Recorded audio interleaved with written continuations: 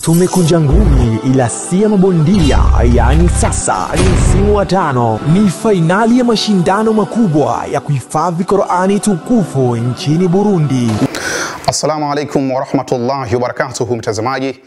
Mimi ni Abdullahi Mwana Maalim Mashi, super presenter kutoka Kishki TV Dar es Salaam Tanzania. Napenda kutumia fursa hii kualika Waislamu wote wa Burundi katika mashindano makubwa ya kuhifadhi kitabu kitukufu cha Qur'an. Mashindano ambayo yanaandaliwa na ndugu zetu wa Frère Zeser Mizlima pamoja nao Kiswahili Alak.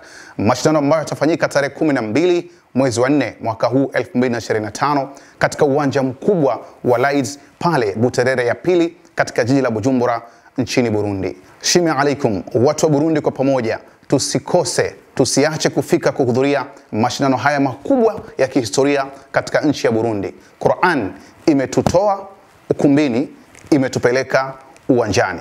Tusikose kwenda kushuhudia maneno bora kabisa kuwahi kutokea ulimwenguni yanaposhindaniwa na vijana wadogo, vijana wa kwetu katika nchi yetu hii ya Burundi.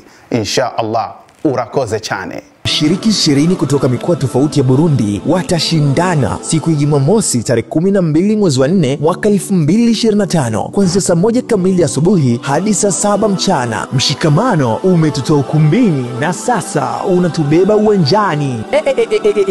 Unakosaje?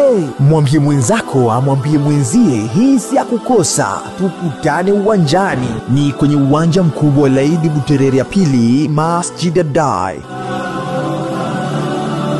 Mashindano haya yamedhaminiwa na chini ya usimamizi Qur'ani, kamba ya mshikamano, tiba ya mfarakano.